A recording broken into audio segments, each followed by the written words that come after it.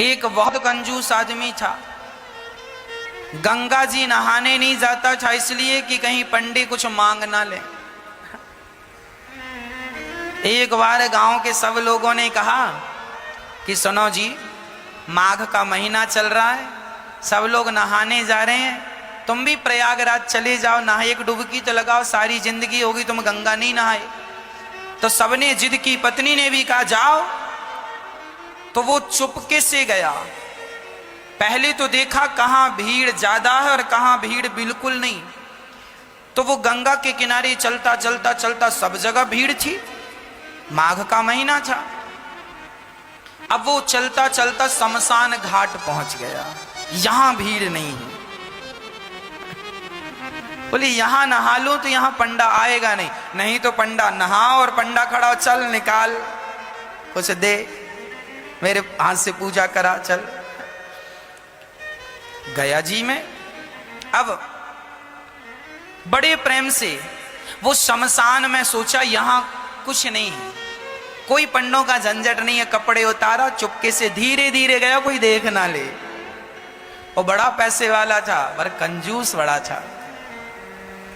तो शमशान में जाके डुबकी गंगा जी में लगाया और भगवान शंकर तो शमशान में ही विराजते हैं।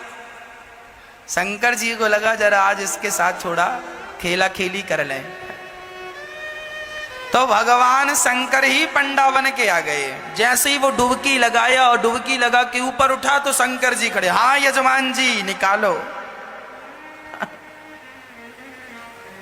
अब वो घबरा गया, अरे तुम कहां से आ गए? अरे बोले हमारा ये ठेका है, यहां जो भी नहाता उससे हमें वसूली करनी होती है, चलो ले आओ। नहा लिया आपने, लाओ। अरे हम इसीलिए तो नहाए शमशान में कि कुछ देना ना पड़े। ना ना, यहां तो देना ही पड़ता, शमशान ही, यहां से तो बच के कोई जाता नहीं। अच्छा बताओ कितना लोगे? शंकर जी बोले देखो हम वैसे लालची तो नहीं है, पर तुम दो, कितना दोगे ये बताओ? उसने बोला 1 पैसा दूंगा। हाँ हाँ, शंकर जी बोले चल मैं 1 पैसे से खुश हूं, चल ला। अभी नहीं लाया, कुछ नहीं हूं, उधार 1 पैसा दूंगा, वो भी उधार। तो शंकर जी बोले ठीक है, तो लिखवाओ फिर अपना एड्रेस वगैरह यहाँ। शंकर जी ने रजिस्टर में नोट किया, कहाँ के हो? फलानी गली, मकान नंबर फलाना। हाँ यहाँ के हो? हाँ सही है। हाँ मोबाइल नंबर? नहीं, मोबाइल रखते ही नहीं। अब वो उधारी का बहाना था बचने का, वो चला घर। और जैसे ही घर पहुंचा तो शंकर जी तुरंत दरवाजे के पास खड़े हो गए। हाँ यजमान जी 1 पैसा निकालो। दरवाजा खोला पत्नी ने, क्यों? फलाने जी हैं? हाँ हाँ हैं। तो उनसे बोलना कि 1 पैसा हमारा उधार है तो दें। पत्नी गई, क्यों जी आपसे कोई 1 पैसा लेने आया उधार? क्या लिया आपने? अरे लिया दिया कुछ नहीं, नहाया उसका 1 पैसा है। तो यजमान जी ने पत्नी से कहा सुनो कह दो कि घर पे नहीं है, जा। अब पत्नी गई, बोले मैं अभी तो कह के आई हूं कि घर। अरे कह देना मैं भूल गई थी। अच्छा पत्नी गई, सुनो जी महाराज हमारे पति तो घर पे है ही नहीं, कहीं गए। अच्छा कोई बात नहीं, जब तक नहीं है तब तक तुम जो बनाई हो सो दे दो, हम खाएंगे, इंतजार हमारा तो कोई है नहीं, यहीं बैठेंगे। अब पत्नी को लगा हे भगवान ये खाएगा, और तुरंत दौड़ी दौड़ी गई, क्यों जी 1 पैसा नहीं देते तो वो खाने का भी बोल रहा है। खाएगा भी। तो यजमान जी बोले अच्छा एक काम करो, बोल दो कि पति की तबीयत खराब है। पत्नी फिर गई, सुनो जी हमारे पति की तबीयत खराब हो गई, अभी जाओ बाद में आना। अच्छा तबीयत खराब हो गई? अरे हम डॉक्टर भी हैं, वैद्य भी, लाओ कहां था भाई? अब पत्नी फिर आई, सुनो जी कह रहा तुम्हारा इलाज करेगा।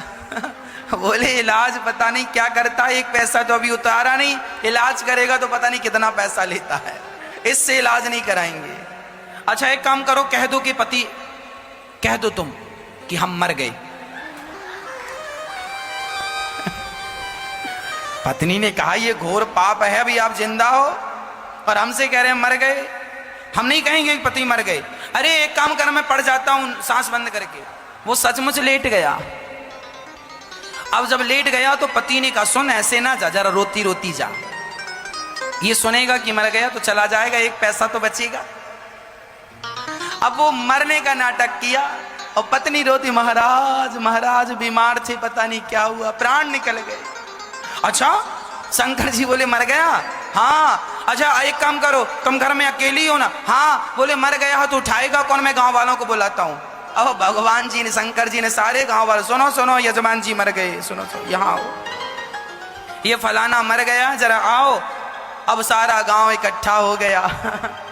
सब इकट्ठा, वो पड़ा है और पत्नी की तरफ बार बार यूं यूं करे, अभी है कि गया? अरे वही तो लाया गांव वालों को, कहाँ गया? थोड़ा देर मरे पड़े रहना। अब वो पड़ा मरा और गांव वाले अर्थी तैयार कर रहे हैं। हाँ वो रो रही है और भगवान शंकर मुस्कुरा रहे हैं, कितना कंजूस है, मर गया पर एक पैसा नहीं दिया इसने। अब गांव वाले बोलो देर ना करो, उठाओ। उठा के अर्थी पे, उस पे अर्थी पे रखा।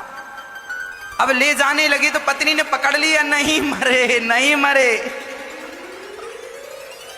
नहीं मरे, मत ले जाओ। अब गांव वाले बोले राम राम, बड़े दुख में इतनी पागल हो गई, कहती है नहीं मरे। हाँ हाँ, दुख में आदमी ऐसी कहता नहीं मरे। अब वो माताएं महिलाएं पकड़ पकड़ के, बहन सब में सब यही कहते नहीं मरे नहीं मरे। तुम सही कह रही हो पर मर गए, अब क्या करोगे? अब उसको पकड़ लिया।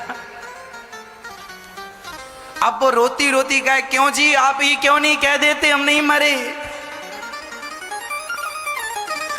अब गांव की महिलाएं उसको बिठाए और बढ़िया कह रही हैं सुन, सब ऐसे ही करते हैं, जब जिसके घर ऐसा होता ना, तू सच भाव में डूब रही है, मर गए हैं तो तुझे विश्वास नहीं हो रहा, सबको ऐसे ही लगता, किसी को विश्वास होता ही नहीं। अरे हम मजाक नहीं कर रहे, वो नहीं मरे। क्यों जी, आप ही क्यों नहीं कहते कि हम नहीं मरे? पर वो काहे को कहे कि मैं नहीं मरा?